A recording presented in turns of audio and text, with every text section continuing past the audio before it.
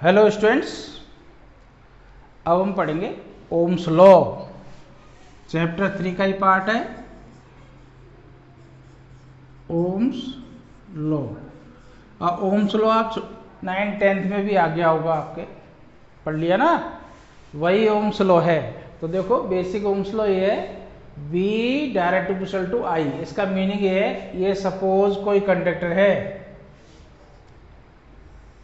अब इसके हमने बैटरी या सोर्स, अभी ये सेल गए, वैसे बैटरी ऐसे दिखाते हैं, एक से ज़्यादा लगा देते हो, डैश डैश करके भी दिखा देते हैं। ये हमने सोर्स और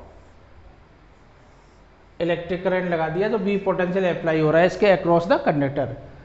इधर दोनों एंड पर पोटेंशियल कितने अप्लाई हो रहा है, बी। सपोज इसकी लेंथ है एल, तो नेचुरली ई इक्वल्स टू क्या होगा, B upon L. Electric field apply हो गया इस पर।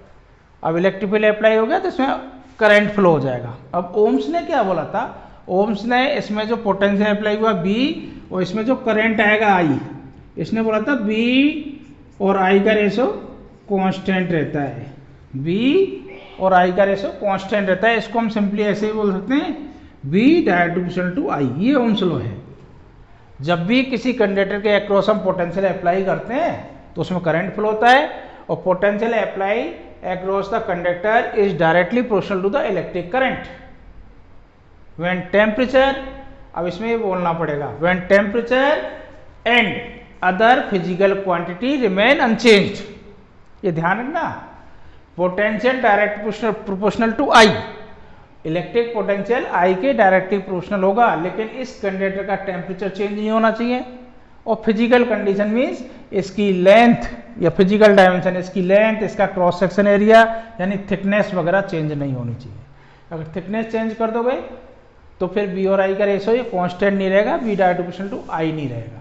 तो बेसिक तो ओम्स लॉ ने बोला बी और आई का रेशो कांस्टेंट, ले आजकल हम ऐसे ही पढ़ लेते हैं, इसका मीनिंग यही है, B direct proportional to I. ठीक है, B direct proportional to I. तो ओम्स लॉ की डेफिनेशन क्या हुई, according to Ohm's law when potential apply across the conductor, then applied potential is directly proportional to the electric current passing through it when या if temperature and physical condition remain unchanged।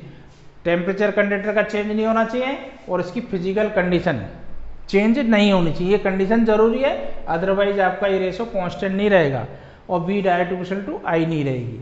तो यही Ohm's law है जो आपको ध्यान रखना है, B direct proportional to I. Potential applied across the conductor is directly proportional to the current, electric current passing through it when temperature and physical dimension और physical condition remain unchanged of the conductor. तो ये इसकी definition हो गई ohms law की। अब इसको proportional sign हटाते हैं तो हम लिख देते हैं आर। अब आर यहां पर क्या है, आर यहां पर क्या है, resistance. R resistance of this conductor, जिस कंडक्टर के अप्लाई किया है अक्रॉस द, जो पोटेंशियल अप्लाई किया है उसका रेजिस्टेंस है। R is the resistance of the conductor. तो आर का बेसिक फॉर्मूला क्या बन गया, बी अपॉन आई। आर का बेसिक फॉर्मूला बन गया बी अपॉन आई, पोटेंशियल। और ये ध्यान रखना, ये फॉर्मूला बहुत ज़्यादा यूज होगा, सिंपल फॉर्मूला है, 10th से आप पढ़ते आ रहे हो, 10th में भी आ गया होगा। तो इसकी एसआई यूनिट जो होती है, यहाँ से निकालोगे एसआई यूनिट। तो देखो टॉपिक में ओम्स लॉ को हटा दो, रजिस्टेंस डाल देता हूँ। ओम्स लॉ तो ये हो गया, अब इसका ये टॉपिक हो गया रजिस्टेंस के बारे में पढ़ रहे हैं। तो ओम्स लॉ ने हमें रेजिस्टेंस दे दिया, रेजिस्टेंस का फॉर्मूला क्या दे दिया, R equals to B upon I. B volt ऐसा यूनिट, पोटेंशियल की ऐसा यूनिट वोल्ट, आई की एम्पियर, वोल्ट पर एम्पियर। इसको हम ओम बोलते हैं, इसकी ऐसा यूनिट क्या होती है, ओम। ये सिंबल है इसका, और इसकी यूनिट है, क्या नाम है, ओम। ये इसका सिंबल होता है, जैसे 5 ओम 10 ओम, ये रेजिस्टेंस की ऐसा यूनिट हो गई। अब रेजिस्टेंस क्या होता है, जब करंट फ्लो होता है किसी भी कंडक्टर से, तो करंट का अपोज करने की प्रॉपर्टी होती है मटेरियल की, यानी कंडक्टर की, उस अपोजिंग प्रॉपर्टी को हम रेजिस्टेंस बोलते हैं। अपोजिंग प्रॉपर्टी को हम रेजिस्टेंस बोलते हैं। तो रेजिस्टेंस की बेसिक डेफिनेशन क्या बोलोगे, resistance is the characteristic property of the material which opposes the flow of current through it। किसी भी तरीके से बोल तो यानी करंट को अपोज करने वाली inherent property, characteristic property of the material या कंडक्टर। जब कंडक्टर में से करंट फ्लो होगा तो अपोज होगा। अपोज क्यों होता है? क्योंकि करंट को फ्लो कौन करा रहा है? Charge carrier. Charge carrier conductor में कौन है? सॉलिड कंडक्टर की बात करते हैं, इलेक्ट्रॉन। तो इलेक्ट्रॉन जब मूव करता है, सपोज ये कंडक्टर है, अब इलेक्ट्रॉन इसमें मूव करेगा तो ऐसा नहीं है सिंपली मूव कर जाएगा, वो कोलिजन होता हुआ टकराता हुआ मूव करता है। तो उसके पाथ में दिक्कतें हैं, उसके रास्ते में काफ़ी प्रॉब्लम्स हैं। Obstacle, hindrance in the path of the electric current is known as the resistance. दूसरी लैंग्वेज में आप ये भी बोल सकते हो, रेजिस्टेंस की डेफिनेशन हिंड्रेंस, ऑब्स्टेकल। इसका ऑब्स्टेकल हिंड्रेंस मीन्स अवरोध। Obstacle hindrance provided by the conductor in the path of the electric current is known as the. देखो ऐसा है, किसी भी डेफिनेशन को आपको रटना नहीं है वर्ड टू वर्ड, आपको समझ लेना है कि रेजिस्टेंस क्या है। जब करंट फ्लो होगा तो ऑब्स्टेकल होगा, हिंड्रेंस होगी, अवरोध होगा, उसको हम रेजिस्टेंस बोलते हैं। अब ऑब्स्टेकल आया कहाँ से? जब इलेक्ट्रॉन मूव करेगा तो उसके पाथ में दिक्कत है, सॉलिड कंडक्टर है तो स्पेस खाली थोड़ी है, जैसे खाली रोड पे भाग रहा हो इलेक्ट्रॉन, ऐसा नहीं है, तो प्रॉब्लम्स आएंगी। वही हिंड्रेंस रेजिस्टेंस होता है, ठीक है, जिसकी एसआई यूनिट क्या होती है? ओम। एसआई यूनिट क्या होती है? ओम। अब रेजिस्टेंस के बाद इसमें फैक्टर अफेक्टिंग, या रेजिस्टेंस किस चीज पे डिपेंड करता है, मैं लिख रहा हूं फैक्टर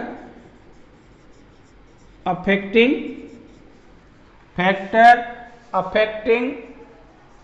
द रेजिस्टेंस।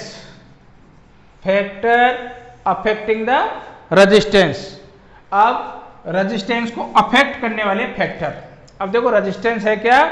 जब किसी कंडक्टर में आप करंट फ्लो कराते हो तो उसके पाथ में जो ऑब्स्टेकल है, हिंड्रेंस है, वो रेजिस्टेंस है। अब किस किस चीज पे डिपेंड करेगा? रेजिस्टेंस किस किस चीज पे डिपेंड करेगा? वो फैक्टर्स है। तो एक एक करके फैक्टर्स पढ़ रहे हैं। अब देखो इलेक्ट्रॉन जब मूव करता है, पहला फैक्टर है temperature. Resistance depend on the, आप लैंग्वेज में लिख लेना, रेजिस्टेंस डिपेंड ऑन द। अब कंडक्टर की बात कर रहे हैं, factor affecting the resistance of conductor, क्योंकि ये डिपेंडेंस सेमीकंडक्टर के लिए अलग होती है। तो factor affecting the resistance of the conductor, ठीक है, कंडक्टर ऐसे ले लें। अब देखो पहला टेम्परेचर, तो resistance of the conductor depend on the temperature. Resistance of the conductor depend on the temperature. मैं सिंपली लिख रहा हूं, आप पूरा लिख लेना, depends on the temperature. Resistance of the conductor depend on the temperature. आप देखो जब किसी कंडक्टर का टेम्परेचर इंक्रीज करते हो, ये इंक्रीज का सिंबल बना रहा हूं, आपको एग्जाम में ऐसे नहीं लिखना है, आपको लैंग्वेज में लिखना है। If temperature increases of the conductor the resistance also increases. ये कंडक्टर की थ्योरी है, सेमीकंडक्टर में ये बदल जाएगा, ऐसा नहीं होगा। सेमीकंडक्टर हम पढ़ेंगे इसमें आगे। तो टेम्परेचर जब कंडक्टर का इंक्रीज करते हो तो रेजिस्टेंस इंक्रीज हो जाता है। बता सकते हो ऐसा क्यों होता है? जब कंडक्टर का हम टेम्परेचर बढ़ा देते हैं तो रेजिस्टेंस इंक्रीज क्यों हो जाता है? देखो सपोज ये कंडक्टर है, अभी इसका टेम्परेचर रूम टेम्परेचर है, तो इसमें जो एटम इसके वाइब्रेट हो रहे हैं, अब उसमें इलेक्ट्रॉन का मूवमेंट होगा। जो अप्लाई करोगे इसके इलेक्ट्रिक फील्ड अप्लाई कर दोगे, पोटेंशियल अप्लाई कर दोगे अक्रॉस द कंडक्टर। अब जब मूवमेंट वो टेम्परेचर बढ़ेगा तो वाइब्रेशन ऑक्सीलेशन का फ्रीक्वेंटली मूवमेंट बढ़ जाता है एटम्स का। एटम मूव नहीं करते हैं, सिर्फ इलेक्ट्रॉन मूव करता है, एटम बाउंड रहते हैं, एटम एक दूसरे से बाउंड रहते हैं। तो इलेक्ट्रॉन का वो एटम्स का मूवमेंट नहीं होता जैसे इलेक्ट्रोलाइटिक सॉल्यूशन में होता है, वहाँ आयंस मूव कर जाते हैं। एटम मीन्स आयंस है, इलेक्ट्रॉन निकल गया तो आयंस रह गया, तो इसमें आयंस मूव नहीं करेंगे, फ्री इलेक्ट्रॉन्स मूव करेंगे। तो फ्री इलेक्ट्रॉन जैसे टेम्परेचर बढ़ेगा तो आयंस का ऑक्सीलेशन का जो फ्रीक्वेंसी है वो बढ़ जाएगी, तो फिर इलेक्ट्रॉन को पास होने में भी दिक्कत होगी, ऑब्स्टेकल बढ़ेगा, हिंड्रेंस बढ़ेगा। इसलिए टेम्परेचर बढ़ने के साथ साथ कंडक्टर का रेजिस्टेंस इंक्रीज हो जाता है। एक रेजिस्टेंस डिपेंड करता है, resistance depend on material. Material का मीनिंग है अलग अलग मटेरियल का रेजिस्टेंस भी अलग अलग होगा, जैसे कॉपर का अलग है, एल्युमिनियम का अलग, गोल्ड का अलग, आयरन का अलग। तो मटेरियल के अकॉर्डिंग भी टेम्परेचर बदलता रहेगा। मटेरियल के अकॉर्डिंग इसलिए बदलता है क्योंकि वहाँ कंसीडर उसका फ्री इलेक्ट्रॉन्स की काउंटिंग भी होती है, उसका इंटरएटॉमिक बाउंडेशन भी होता है, उसके कारण मटेरियल के अलग अलग मटेरियल का रेजिस्टेंस भी अलग अलग होता है। ये तो दो। अब तीसरी डिपेंडेंस बता रहा हूं, ये जो आपकी दो डिपेंडेंस हो गई, तीसरी थर्ड डिपेंडेंस देखो, इसके लिए एक एग्जांपल लेता हूं सिंपल सा। सपोज एक हमने नैरो स्ट्रीट ले ली, ये पतली कोई गली है जिसकी ज़्यादा चौड़ाई नहीं है, इसमें हमने एक बच्चे को यहाँ से बोलते हैं भाई क्रॉस कर, मूव कर, भाग के निकल जाए इसमें, तो बड़े इजीली मूव करके बाहर निकल जाएगा, कोई ऑब्स्टिकल कोई दिक्कत नहीं है इसमें। अब इसी गली में बहुत सारे बच्चे रेंडमली इधर उधर खेल रहे हैं, मूवमेंट ले रहे हैं। अब इस बच्चे को बोलते हैं क्रॉस करो, तो इसको पहले के बजाय अब दिक्कत है, पास करने में, इसको क्रॉस करने में दिक्कत आएंगी, इनसे बचना पड़ेगा, नहीं तो टकराएगा, कहीं टकराएगा भी। अब इलेक्ट्रॉन की स्थिति नियरली ऐसी ही है, जब इलेक्ट्रॉन मूव करता है कंडक्टर के अंदर तो वह एटम या जिनको आयंस बोलते हो वो वाइब्रेशन कर रहे होते हैं, यानी रैंडमली इधर उधर, तो उनसे बच के उसको निकलना होता है, कोलिजन होता हुआ, टक्कर होता हुआ आगे बढ़ता है, तो वो ऑब्स्टिकल है। इसी तरह से ये सपोज कर लो इलेक्ट्रॉन है और ये कंडक्टर है, अब इसको क्रॉस करना है, तो ये बहुत सारे एटम वाइब्रेट कर रहे हैं, तो इसकी लेंथ पे जितनी ज़्यादा गली की लेंथ होगी उतना ज़्यादा एक के लिए प्रॉब्लम आएगी। तो कंडक्टर का जो रेजिस्टेंस है वो डायरेक्टली प्रोपोर्शनल होगा लेंथ के, यानी लेंथ ज़्यादा होगी तो रेजिस्टेंस ज़्यादा होगा। ये डिपेंडेंस लेंथ है। If length of the conductor increases then resistance increases. तो इससे कंपेयर करके आप ले सकते हो, गली की लेंथ बढ़ा दी, गली की लंबाई ज़्यादा होगी तो इसको क्रॉस करने में भी दिक्कत होगी, ठीक है। तो if length of the conductor increases then resistance is also increases. दूसरा फोर्थ इसका पॉइंट, अब देखो इस गली की विड्थ हमने बढ़ा दी, चौड़ाई बढ़ा दी, तो इसको थोड़ा, एक तो सकली गली है, या रोड ले लीजिए आप, एक कम चौड़ा रोड है, एक ज़्यादा विड्थ वाला रोड है, तो जिसकी चौड़ाई रोड की ज़्यादा होगी वह थोड़ा इसको पास होना निकलना आसान रहेगा। तो इसमें क्रॉस सेक्शन एरिया बोलेंगे, इसकी विड्थ को हम क्या बोलेंगे, क्रॉस सेक्शन एरिया। और क्रॉस सेक्शन एरिया का सिंबल हम ए दे रहे हैं, ये जैसे ये कंडक्टर है तो ये वाला इसका क्रॉस सेक्शन एरिया होता है। ये अब ये कंडक्टर ले रहे हो तो ये वाला इसका क्रॉस सेक्शन एरिया है, तो यानी क्रॉस सेक्शन एरिया को सिंपली हम बोलते हैं थिकनेस ऑफ द कंडक्टर। अब थिकनेस ऑफ कंडक्टर की बढ़ा दोगे, यानी क्रॉस सेक्शन एरिया इंक्रीज करोगे तो रेजिस्टेंस कम हो जाएगा। जैसे इस बच्चे को थोड़ा गली चौड़ी होगी तो भागना, थोड़ा मूव करना, क्रॉस करना इजी रहेगा। तो R inversely 1/A, R inversely 1/A। अब देखो दोनों को कंबाइन कर लो, तो R L/A, ये फॉर्मूला बन गया। अब प्रोपोर्शनल साइन हटाते हैं फिजिक्स में तो कांस्टेंट डालते हैं। अब कांस्टेंट डाला मैंने rho L/A, rho proportionally constant known as the resistivity. अब ये आपका रेजिस्टेंस का फॉर्मूला है जो आपके U जाएगा R equal to rho L/A, R यहाँ इक्वल साइन ये R equal to rho L/A। Rho is known as the, rho क्या है, रेजिस्टिविटी,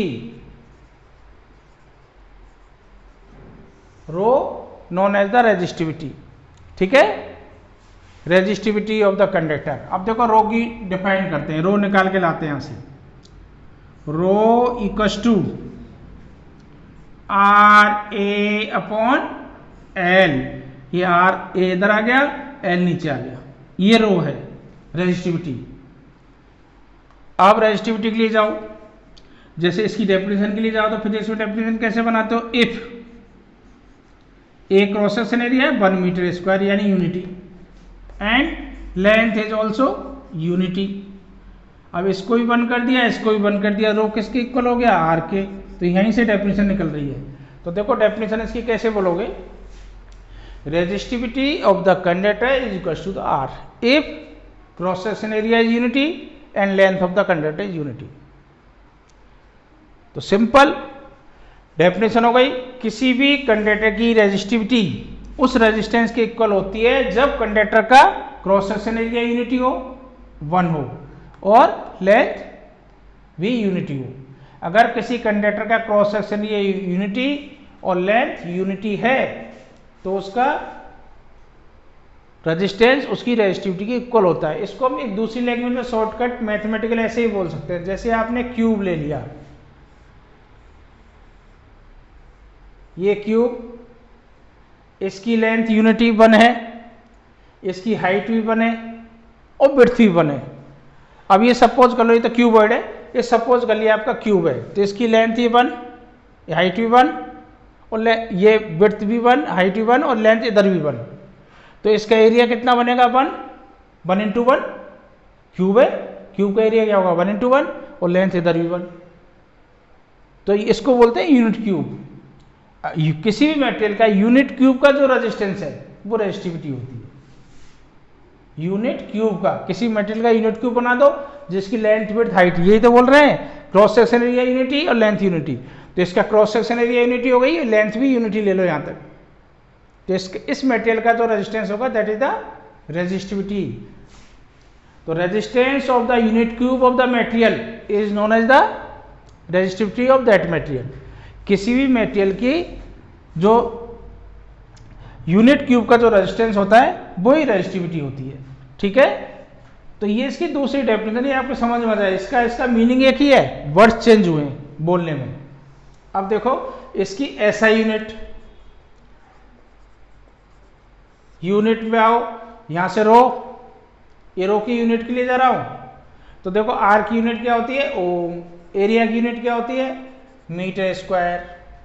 और एल की यूनिट क्या है? मीटर। तो 1 मीटर कैंसिल आउट, तो ये बचेगा, रो की यूनिट क्या गई? ओम मीटर, ओम मीटर। तो रेजिस्टिविटी की एसआई यूनिट क्या हो गई? ओम मीटर। ये इसकी यूनिट हो गई। एक इसमें ध्यान रखना है, 1 मार्क्स के क्वेश्चन रेजिस्टिविटी में बेस्ड आ जाते हैं। जैसे रेजिस्टिविटी किस पे डिपेंड करती है? रेजिस्टेंस की डिपेंडेंस तो मैंने बता दी, लेंथ पे, cross section area of the conductor और टेम्परेचर एंड मटेरियल, इस पे डिपेंड कर रही है। Resistivity dependence of rho, resistivity की जो डिपेंडेंस है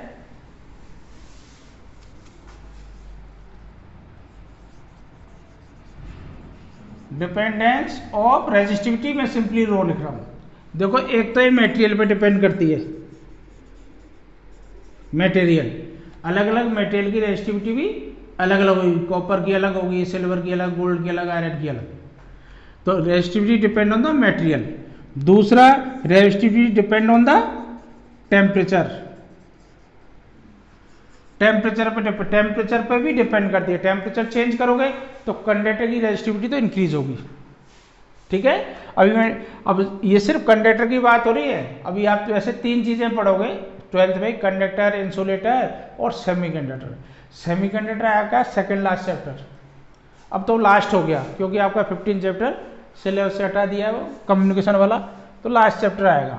तो ये टेम्परेचर पर अलग अलग टेम्परेचर के लिए रेजिस्टिविटी, टेम्परेचर इंक्रीज करने से कंडक्टर की रेजिस्टिविटी इंक्रीज हो जाती है, जैसे रेजिस्टेंस इंक्रीज होता है। तो टेम्परेचर जब इंक्रीज करते हो तो कंडक्टर की रेजिस्टिविटी इंक्रीज हो जाती है। ये कंडक्टर की बात है, ध्यान रखना।